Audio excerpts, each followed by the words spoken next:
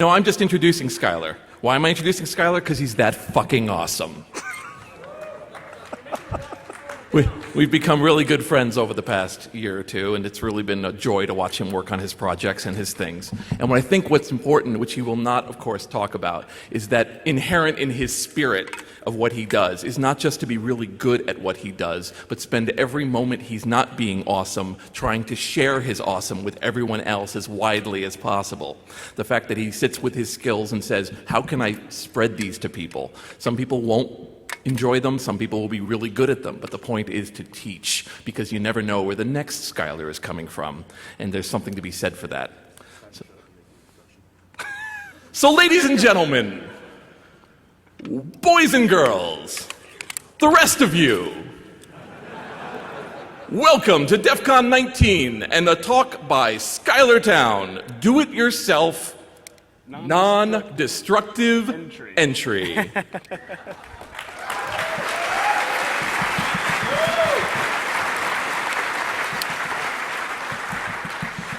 So get yourself ready for the man we call 6 Second Skylar, the man who will unlock your house just before he unlocks your heart and changes your life forever, Skylar Town.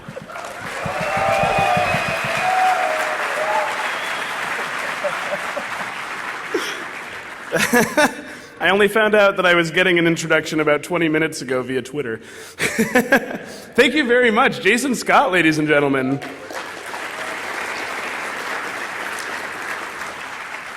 He'll be filling the Penn and Teller Theater later today. Okay, hey everybody, how are you? Good, excellent. All right, so this is Do-It-Yourself Non-Destructive Entry. I am Skylar Town, of course. I'm a competitive lockpicker, a physical security researcher, and I'm really easy to track down. Either SkylarTown.com or @Shoebox on Twitter, or SkylarTown on the internet. There aren't many of us. Okay, what we're going to cover today. One of the things in here we are not going to cover. It'll be a mystery. It'll be a surprise, what you don't see. We're going to talk about how to open cars with popsicle sticks. We're going to talk about how to open safes with palm sanders. We're going to talk about how to open handcuffs with beer cans. We're going to talk about how to open electronic safes with 9-volt batteries. We're going to talk about how to open tubular locks with pens. I know, you all know how to open tubular locks with pens, but I'm going to tell you a lot more about why that works and my hunt to find the man that caused the problem. We're going to talk about how to open up sesame locks using the security tag off of your DVD case. And by discussing these things, we're going to talk about shimming attacks, spiking attacks, decoding attacks, self-impressioning attacks, overlifting attacks, vibratory attacks, and I know I missed a better joke there, but my mom's going to watch this.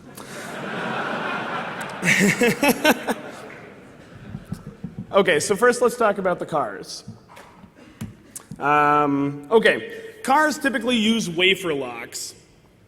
To your right are the wafers. Wafers are obviously different than pin tumbler locks. They don't split. It isn't 2 pins stacked on top of one another. In this case, those wafers at their, when they're matched to the proper key, will fit in the middle of the housing of the lock, which is on the left there. There'll be an animation to demonstrate this in a second, which I just realized I didn't queue up, so it's going to be amateur hour in a second here, but that'll be just fine. Okay, the wafers are typically stacked opposite of one another. One will spring up, the next will spring down. One will spring up, the next will spring down. So they're occupying either this top chamber or this bottom chamber, and the key brings them into the middle. Yeah, well, hold on a second.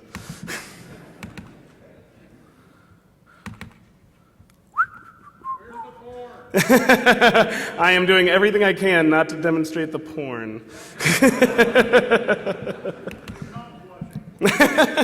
Oh yeah, you just made me say porn in front of my mom. You're the worst. All right, hold on. Oh my God. There we go. All right. So, we're just removing the springs for clarity's sake, but as the normal key enters the lock, it will drag each of the wafers into the middle of the chamber. You turn it, they turn freely inside of there. Does that make sense? Beautiful. Overlifting is an incredibly simple attack taking advantage of how these locks work. It's just an inherent flaw in the nature of these locks. And there are things that you can do to improve it. We're going to show you overlifting with a key blank, and then we're going to talk about the inspiration behind this talk and how I broke my own car. When a key blank is inserted into the lock, it pushes each of the wafers beyond the chamber that they would normally be caught in. So now they're going to be blocking in the opposite chamber, but they're trying to be sprung back to their natural chamber. Keep that pressure on as you remove the key, and instead of returning to their home chamber, they collide with the side of the housing. Reinsert just the tip of the lock of the key.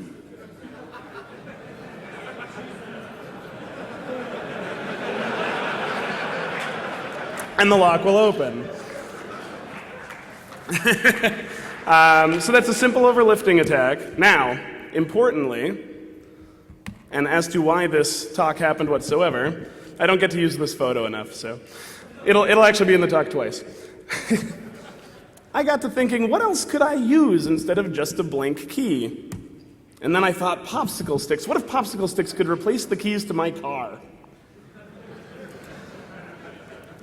Of course, what happened when I initially tried this on my car, the first attempt, so it was winter, and when you're done eating a popsicle stick, the stick is typically still pretty moist. So, whether successful or not, and admittedly I was not. I did not open it on my first try. And I got into the car, it was fine, and I drove away and everything, but night comes, and all of the fluid that I just jammed into the lock, of course, helps the lock freeze overnight. And then because it's not like I know anything about locks, just get really mad the next morning and just keep shoving my key in until I've bent the wafers out of place and my driver's side door never worked again. But if at first you don't succeed,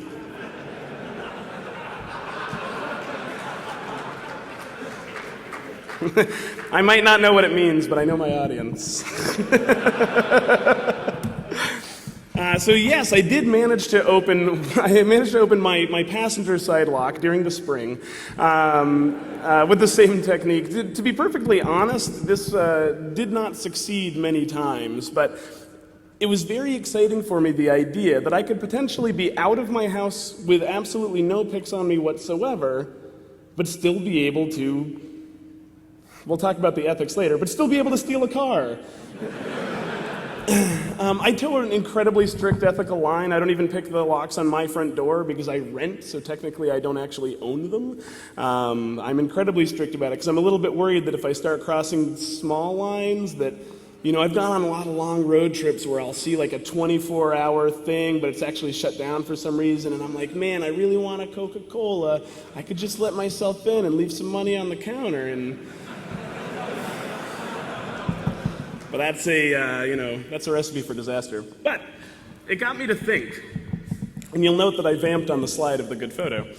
But it got me thinking, what else could I do? What other attacks are there? And there are a lot of them that are already well known. All of us dapper lock folks aren't going to be particularly surprised by the things I'm delivering today.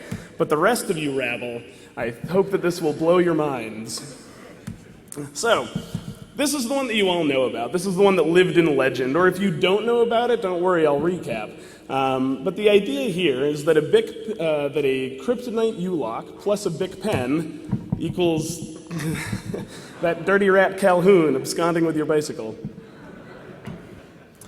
I want to thank Doug Farr, who I was just told hit his head and ended up at the hospital.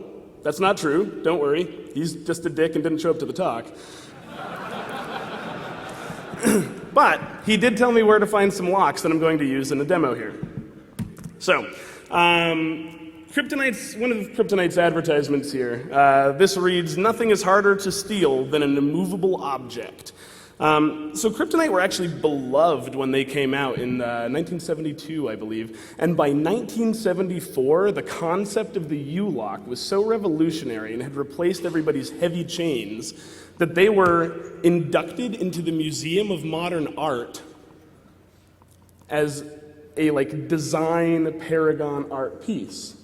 Now, what was inducted into the Museum of Modern Art was the Kryptonite 4 bike lock, and we'll explain exactly the precise importance of that in a minute. But first, let's demo. Man, is that echo actually crazy, or am I just hearing it crazy? Oh, am I enunciating enough for everyone? Have any of you, any of you ever watched The Stooges? You know that song they do? B-E-B, B-A-Bay, B-I, Bicky-Bye, B-O-Bo, Bicky-Bye-O, B-U-Boo, Bicky-Bye-Bo-Boo.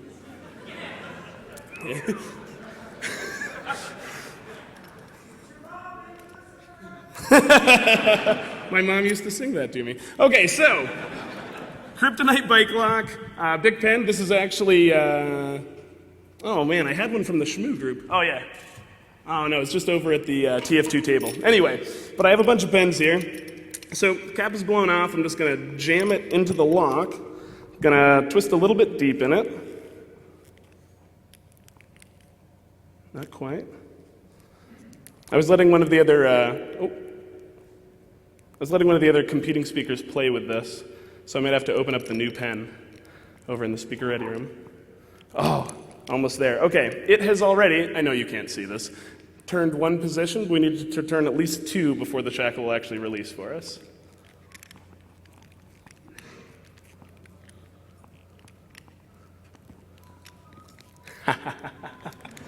Boom.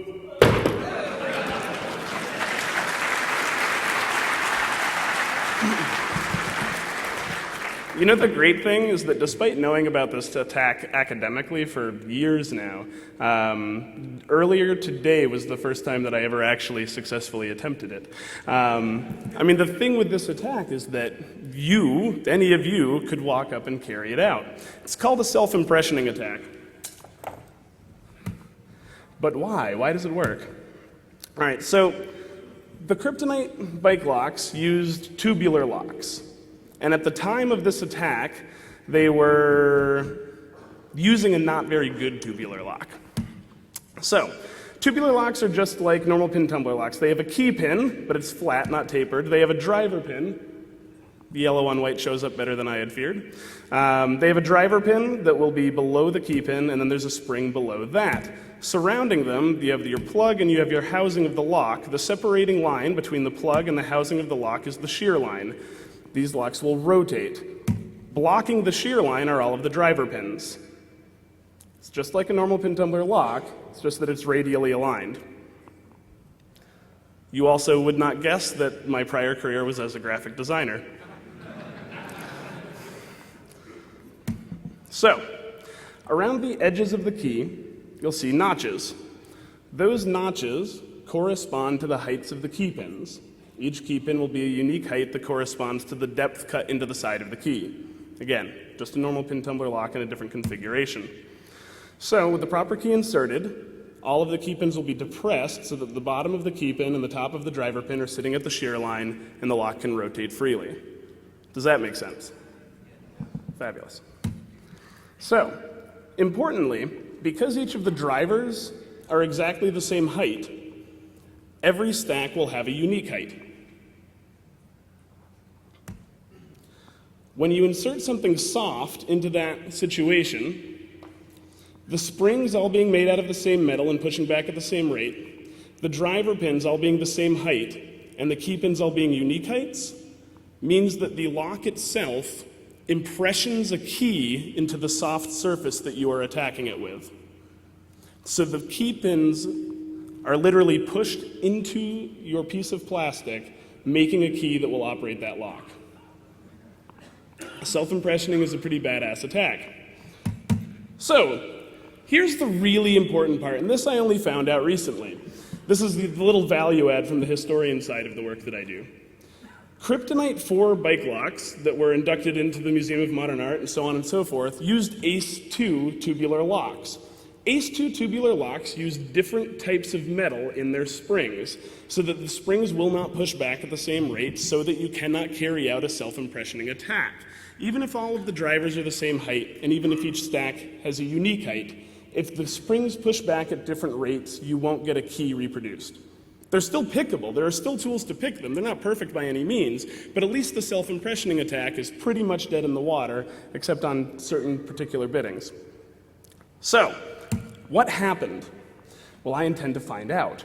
Sometime in the late 80s, when they were going through a major design change in their locks, somebody made the decision to drop the higher-end Ace-2 lock and go with a cheap Chinese tubular lock that was designed to fail in this way. What you also need to note is that because the Ace-2 lock existed whatsoever, this was a known problem that had a known solution. So they were reintroducing this flaw. It wasn't a major discovery. I mean, Mark Tobias was talking about how Kensington locks were reproducing this flaw, and so on and so forth, only months before the kryptonite thing blew up. So the Smithsonian happens to have 17 crates of corporate records of the Kryptonite Bike Lock Company from 1972 until 2001, when they were acquired by Ingersoll Rand. I'm going to be going down there in October. I'm going to spend as long as it takes at the Smithsonian, digitizing as much as I can, reading as much as I can. My goal is to find the name of the person that made that decision.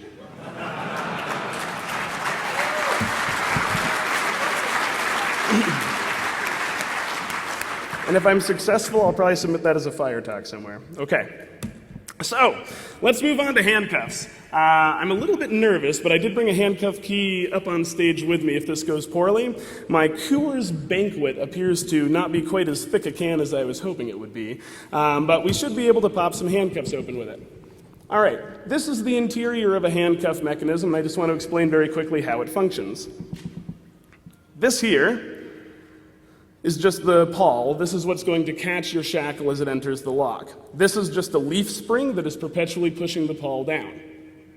We're not going to talk about double locking toward the end of this, but the important thing here is that there is a way to keep the pawl from ever retracting until you put the proper key in. That's what this piece of blue is here. It would shove over and keep the pawl from lifting up. You double lock someone both for their comfort and to keep them from carrying out the attack we're about to describe. I don't think I found my mugshot, though, so I'll tell you right now, I was arrested a little while ago, and 3 out of the 5 times I was in cuffs, they were not doing it properly. So in practice, it's not always applied. Everything worked out brilliantly with the arrest. No formal charges or anything. It worked out great. So here is the top portion of the handcuff. With the shackle inserted, the ratcheting mechanism just marries into each other very firmly, so you can't retract the shackle. But because of the slopes, you can continue to push the shackle inward. Very simple. If you introduce a thin piece of metal to this situation and actually close the shackle on yourself a position, the thin piece of metal will be drawn in between the teeth by the ratcheting mechanism, thus blocking the teeth from locking into one another again, and you can just pull the shackle right back out. So, I'm going to try to do this. I have the handcuff key with me. I'm underconfident in this particular attack. However, it's a key piece of Gringo Warrior. So, if I fail miserably here, you can see me get out of the cuffs crazy fast at Gringo Warrior, I promise.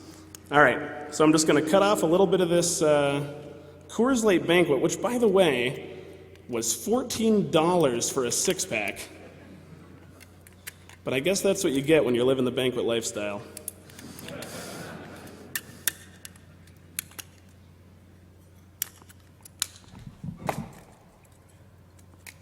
Okay.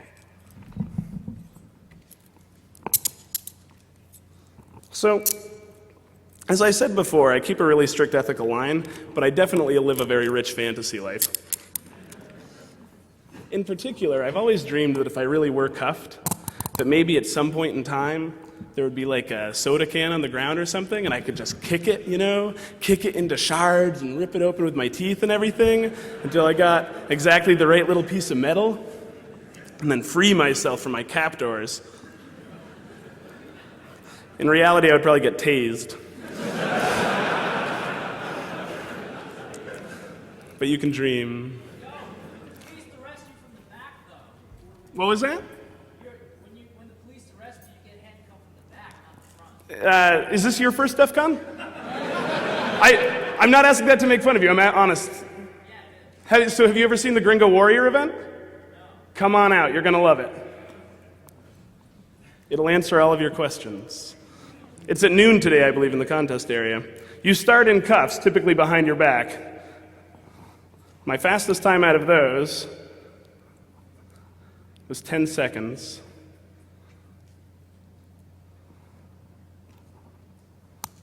All right, that went poorly.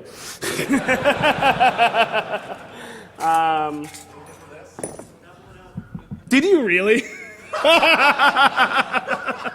Yes, that's what I'm looking for. I rolled deep. I'm disappointed that this one isn't dremeled out. It is not dremeled out like the Tool guys do. Okay.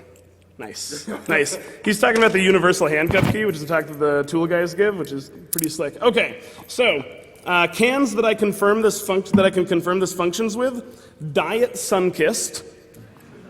Worked awesome.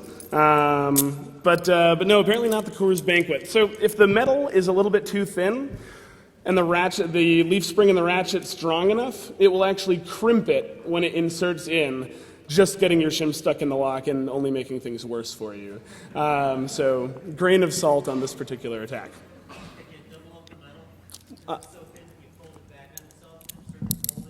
Do you want to play with that? Yeah, all right. Is it okay if he uses your? Great. Oh, great, excellent. Yeah, there you go.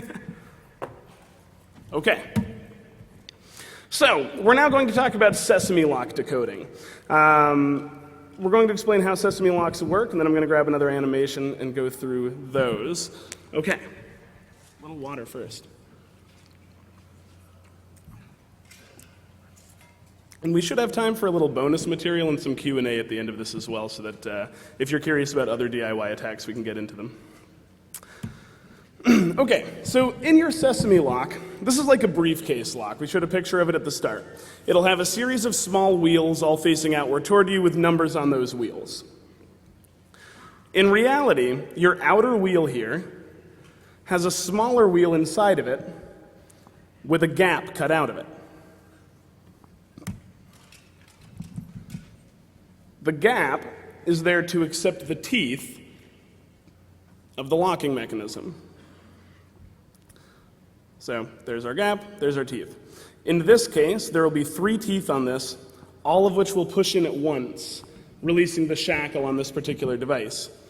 This particular device was meant to lock around a USB key in order to protect your data. The first time that I ever played with it, it fell apart in my hands. So, with the teeth pushed inward. So we're going to use a small piece of metal that you can retrieve out of a DVD security tag. That small white piece of plastic or small black piece of plastic inside of the DVD case, or CD or video game, or I even found some in some curtains once. They're used all over the place. Inside are 2 fantastic small pieces of metal. They're incredibly thin and make amazing shims. Now you can use shims for a number of things. In fact, the slide that I showed when I was rapid fire going through the shimming was shimming the back of a lock. If you shim the back of a lock, you don't have to use a key in it or pick it in order to perform maintenance on it. You can just use the shim to slide between the shear line. In our case, though, we're going to use it to decode the sesame lock. Here you see this tucked into the gate. And the idea behind this attack is that we're going to allow the shim to rest on the interior wheel of the sesame lock, and then slowly turn the lock until we feel the shim drop inward. When the shim drops inward, we know that the gate is now facing us. That isn't the locked position, but I'll show you an animation here, which will demonstrate that.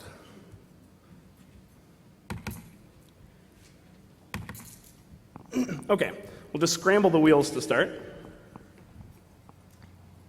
and introduce our shim. So the shim rides along the interior wheel, tucking right along the side of the main wheel. The timing isn't the best on this. As it begins to rotate, hopefully it will stay in the same position, and one position it will go in quite noticeably. So, leave that there. 5 actually is not the first number in our combination. What we need to do right now is just get all of the gates lined up.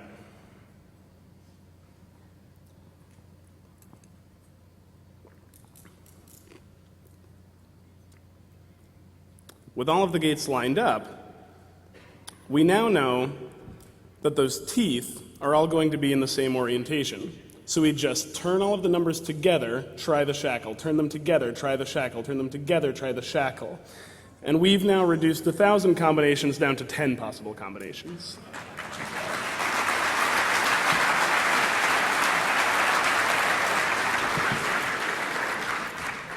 Thank you all. Okay. Now, the palm sander.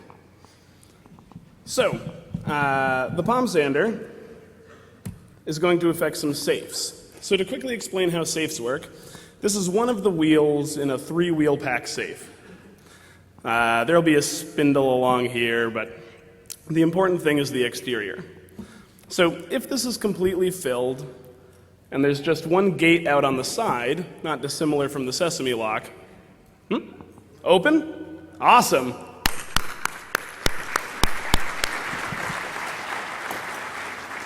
All he did was double up the metal because it was so thin.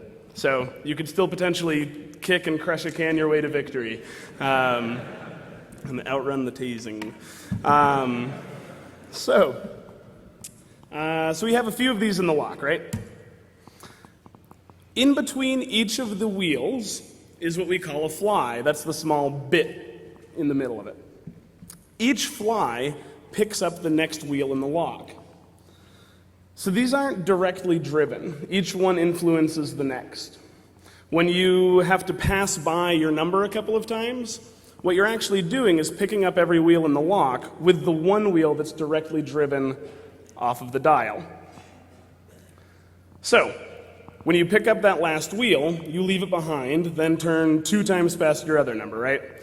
That way you're picking up your own wheel and the next wheel, leave that one behind 1 time, leave that one behind, and then the final number. Or in this case, I did 1 too many, but that's the idea. So the important thing, because these aren't direct driven, each one of them can rotate independent of one another if the right sort of force is applied to it. So, these are just a quick see-through of 3 of the wheels in our safe, and this then is our locking bar. So when they're all lined up after you've dialed your combination in correctly, that bar can drop down into place and your safe can open. Super simple. However, in some not terribly well-made locks, the bar might be right there. And if you apply a vibratory force to the dial of the lock, the wheels will want to settle with either the most material down or the least material facing up. So, without ever dialing anything, just by applying that constant vibration, you'll eventually get the wheels to settle into the top gated position, allowing that to drop in and the safe to open. Now, I picked up a safe to do as a demo, nothing that I was going to fly out to DEFCON with, of course, but just a small fire safe to try this out on myself, and it wasn't working, and I pulled it apart to actually look inside, and I was like, oh, fairly clever, they knew as much to mount the bar right here. But I mean, this was a 65-pound exterior fire safe, so I just tipped it over. And it worked great. I often say when I'm doing trainings and talking to people about various other methods of entry and picking with traditional tools and things like that as well, that very often we know a lot of information before we approach a lock. We know information about its keyway, we know information about the cut depths of the key, we know if it's a master keyed system, so on and so forth. And having that prior information, or even having that information stored in the memory banks when we walk up to a lock and see, oh, it's a Schlage Primus, I'm in an apartment building, probably has a regional sidebar vulnerability, and we can go to that tool set. So in this case, there are schematics available. There are patents available. You can even just buy something and pull it apart to see at what angle this particular guy is set. And if it's an exterior safe that isn't bolted into anything, you can just shim the legs of it up to the right angle to carry out this particular attack. There was a probably apocryphal story about a naval ship. There's actually two good stories about Navy ships and locks. But they were having these safes opening all over the decks, and they couldn't figure out why it was happening, and there were stories of a ghost and things like that. But in reality, the forces being exerted on the safes from the ship, the engines, the turbulence of the water, et cetera, were just enough to occasionally make the wheels settle out just enough that the bar could drop in. Once in a while, they shook the dial enough that the whole thing opened. I don't know how true that is, but it's certainly a good story. How are we on time? Awesome. All right, we have plenty of time for me to tell the other story, which has nothing to do with the talk, but is also pretty funny. So, a fantastic, a beautiful Russian lady, for whatever reason, has been invited onto a military ship in order to sort of take a formal cruise of a particular area. And she says to a young naval officer, "Oh, it's so beautiful out here, it's so lovely, but I'm a little worried about my jewels. They belong to my grandmother. Could I give them to you? And could you put them somewhere safe for me?" So he, of course, goes and puts them in their safe. She, later, approaches the safe with a sheet of paper, comes back later and opens the safe and takes everything out of it.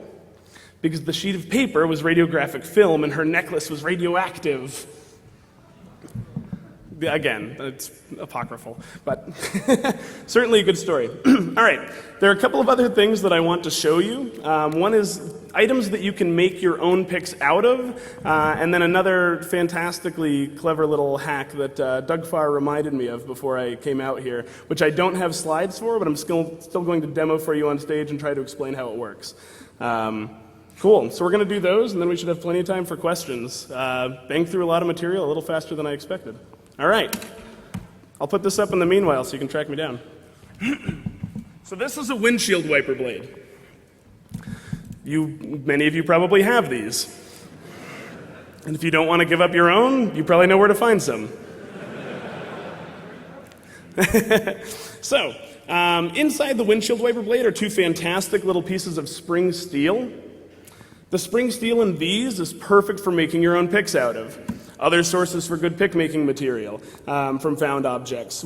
Street sweeper bristles. This is a relatively common one in the community, and some people outside of it may have heard of it as well. But if you literally just get on your bike and bicycle along behind a street sweeper while it's doing its work, occasionally its spring steel bristles will snap off and lay in the gutter for you. Pick those up, clean them up, make your own tools out of them. Making your own picks is actually relatively easy. If you have hand files and a little bit of patience, you can bang them out pretty quickly. If you don't have much patience but have a $10 grinding wheel, you can bang them out very quickly. Definitely finish your picks, and the one thing that I want to explain about this before you all go and put some spring steel through the palm of your hands is how to disassemble this safely. Very simple. Just worry the rubber portion out from the middle and then pull down. It'll pull out cleanly, and you'll be left with two beautiful pieces of spring steel that you can use for tension wrenches, lock picks, so on and so forth.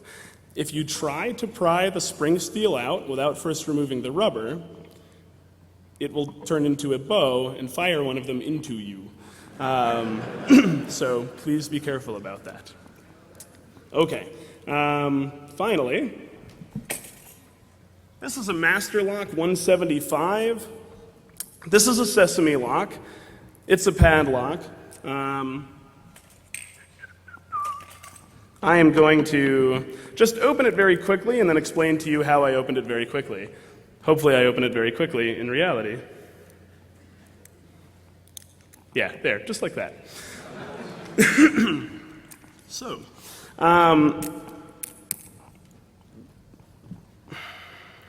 we're fairly clever lockpickers, and we can come at things in a number of different ways.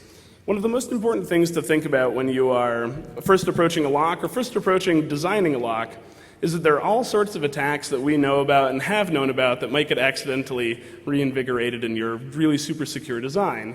But we'll just bypass the primary mechanism altogether and open your lock without ever consulting your nice, sesame lock or whatever the else case may be.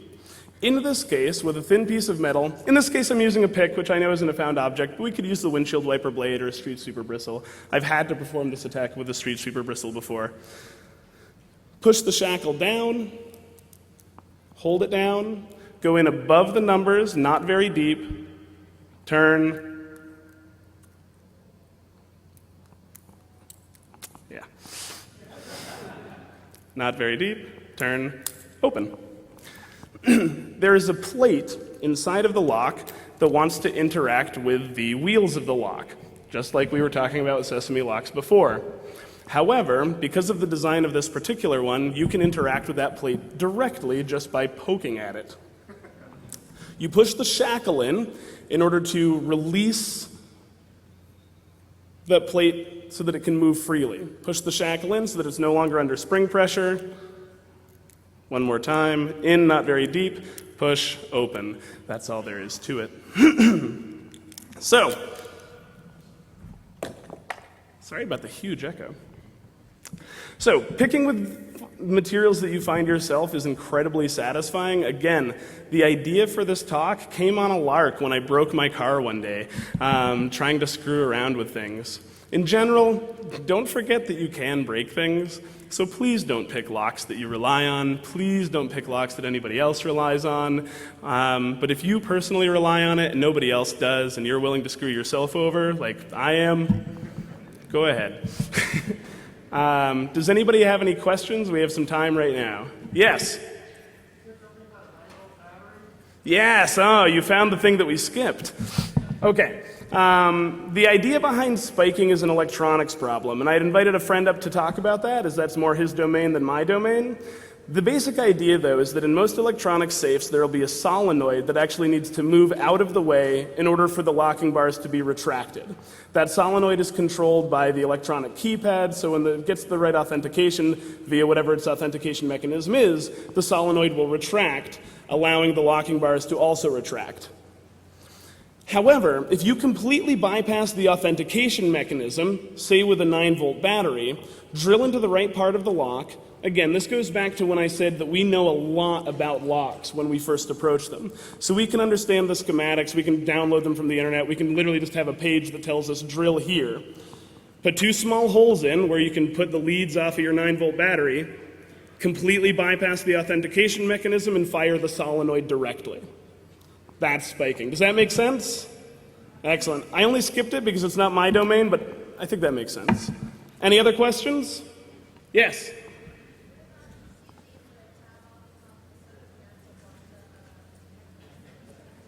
The tab off of the top of a soda can to do the handcuffs? I think that it might be a little bit too thick. The actual operating space in there tends to be quite tight. However, if one of the folks in the lockpick village is willing to let you play with it, they definitely have cans and they definitely have handcuffs. Oh, that's not a bad idea at all. Yeah, try that out. Let me know how it works. Yeah, excellent. Yes? Oh, yeah, man, that was rude of me. She was wondering if the interior tab, the part that breaks away when you want to drink your soda, if that might be a little bit thicker but still available to you to shim the handcuff. It'll definitely be a little bit too wide, but if you trim it down, it might be thick enough and work well. So she'll play around with that. Anybody else? Yes? It completely depended. I only managed to do it on 2. The one that I had to knock over went like that once I knocked it over because the gates were about that big and the actual locking bar was about that big. It was... I'm very sorry. That's the second time I've done that. He was asking how long it takes to palm sand the safe open. I was explaining that the easiest one for me went very quickly because the actual locking bar was maybe 1/5 the size of the gate that was available for it. It was made to be incredibly forgiving as you dialed it in, and very poorly made despite being relatively expensive. The other one that I worked on were slightly tighter tolerances, but it was still probably 2-to-1 and did go after a while. I did not work on any high security safes when operating working on that. So I don't want to say that none of these attacks are universal. These attacks are taking advantage of shortcuts and poor engineering. That's what we're taking advantage of with the DIY. Yes?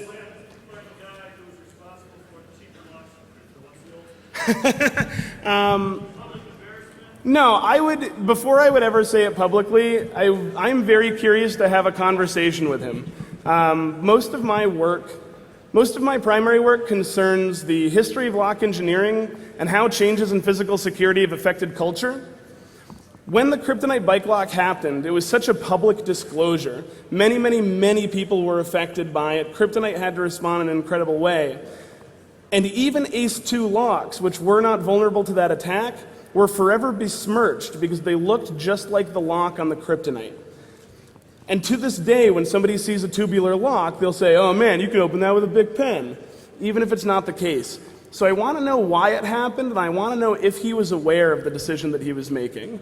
And if we get to a point where I can't manage to have that conversation, yeah, I'll probably say his name. Thank you. We have 10 minutes. Yes. Yes. Thank you very much. He said that I should tell loved ones if I'm going to go talk to this kryptonite guy in private, where I'm going to be. Anybody else? Thank you all. Oh, I'm so sorry. Wait. For using a bulb sander, Yes. what is the chance of damage to the internal components of the lock? Damage to the internal components of the lock is really low unless anything that you're doing outside of the norm has the chance to wear things out faster. You're definitely going to leave marks on the exterior of the lock as well, though you could probably mitigate that, I suppose, by putting something non-abrasive in there. The first one that I did, I was an idiot and I kept the sandpaper on. Because I just grabbed it at a friend's place. But yes, no, that's a good point. He says they have rubber bases, they shouldn't be marking. But as far as risk to the internal components, really it's just about wear. You'll be putting it through a lot of its paces, but they're very simple machines. So the risk shouldn't be high. Again, though, remember locks can break, so please don't pick a lock you rely on. Thank you all so much.